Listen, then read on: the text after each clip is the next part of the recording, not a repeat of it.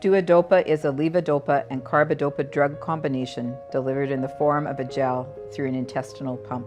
Rather than having to take a pill every few hours, DUODOPA's method of delivery provides a more constant on period, reducing disabling symptoms. This drug has been approved by Health Canada and is funded under Pharmacare in nearly all provinces, excluding British Columbia. The cost of the drug is $60,000 per year. In many cases, access to this drug is a matter of life or death.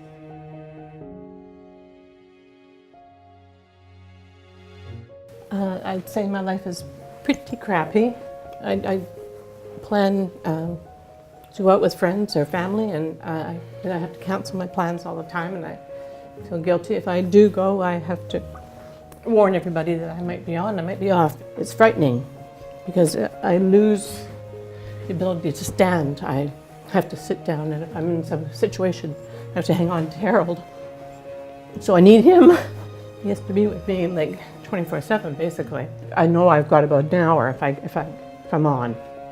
I have to fit everything into that hour because it takes like 20 minutes, half an hour to get it, and then 20 minutes, half an hour to go out of it too. So it's just completely opposite of an off state. I have so much energy, and I have so little time to do the things I need to do that I actually run, not run, but I actually hurry. It makes moving to Ontario or Alberta even a little bit more enticing, although I wouldn't want to live either. I want to live here with my family and my friends, and I've lived here for 50 years, and I don't want to change.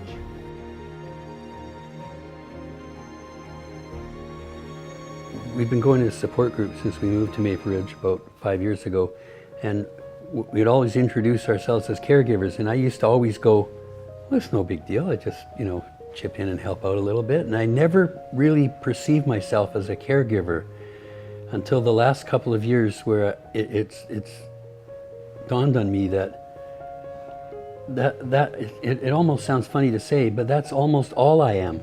It does get really frustrating that because it is our lives. We don't have any life other than taking care of Chrissy and her Parkinson's. I discovered it a couple of years ago that whenever I played music, I noticed it heightened Chrissy's condition and her dyskinesia, and it brought it on. And I tested it a number of times. I went, that can't be right.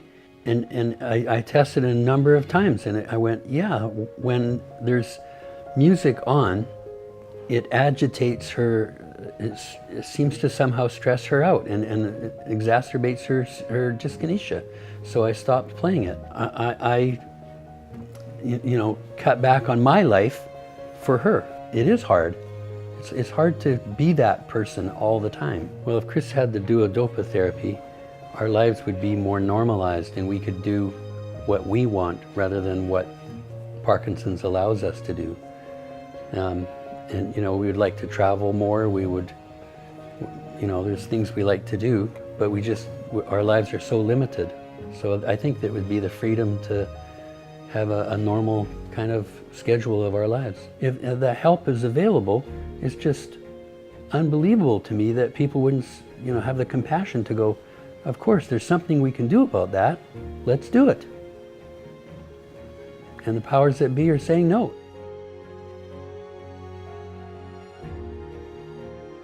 It's quite challenging living alone, especially in the mornings when I have a lot of dystonia in my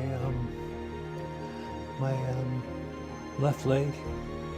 But after I pop my drugs, it seems to go away after about an hour or so, and I can then hopefully function. I sort of exist in 4 different states right now. The first one is the dyskinesia, which I'm experiencing right now, and that's, to me, is the worst state I can possibly be in. I just can't control my movements. It feels like I'm on speed and caffeine at the same time, and it just drives me nuts. And one thing I've developed scoliosis in my lower spine, which has made the gap between my ribs and hip almost nothing. So they grind together, and it causes all kinds of pain. And of course, when I did dyskinesia happening, it creates all kinds of pain in my hip and my ribs. And then I also have a state that I call off, but it's good off. I can function when I'm off in that state. And then I have off, which is really bad. I can't hardly move at all. I can still function, but just barely. And then the fourth state is one that I just cherish, which happens from 0 to half an hour, or sometimes as long as an hour a day. And that usually happens in the evenings, where I feel as normal as I can possibly be, and I can get stuff done. I can go out if I need to go out shopping or something like that. The trouble is I don't know how long it'll last, and quite often it will last half an hour or so, and I have to cut short what I'm doing and just come back home. I see the DUODOPA as giving me back some ability to do things, and just get off that crazy roller coaster and the pain and everything else that goes with it all. And my brain's fine. My brain works really well, and I still dabble in a few things, and there's things I want to write and everything else, and I just want to get on with that.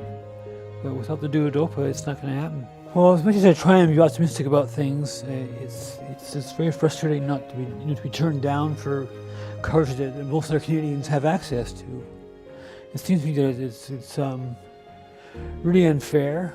It's like torture. It's like the state is performing some sort of legal torture on us, and it's really unsettling. I don't understand what the logic is.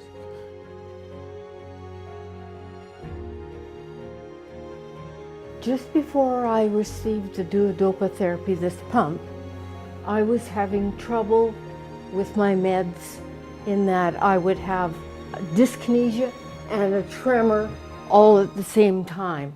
It was absolutely making me crazy. Well, the difference is between I used to take pills every 3 hours, and now I get a little squirt of this drug every minute.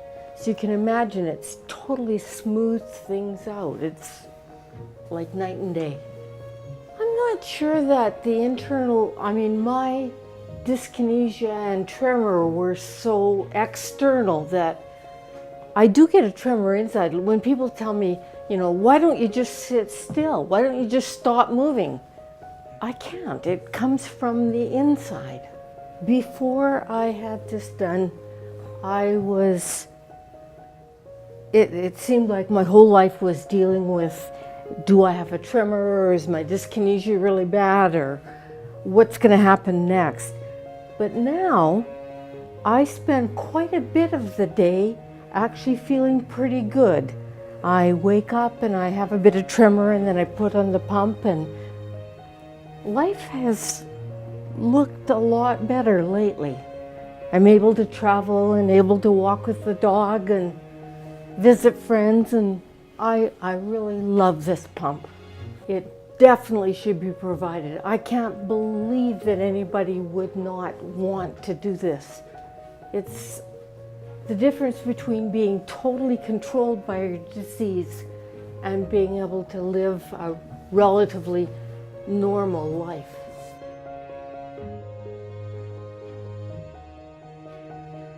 I wish I could help her more, and I couldn't. And we just didn't know what to do, because we knew it was getting worse and that the drugs weren't working. She would have a tremor, and then she'd have dyskinesia.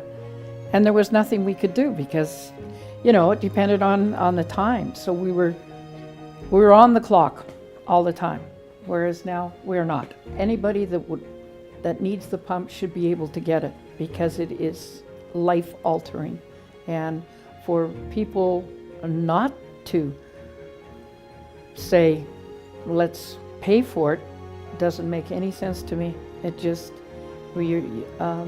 Parkinson people need some kind of hope that they can have their lives back. And most of them don't have their lives back. So it makes me very sad and angry at the politicians.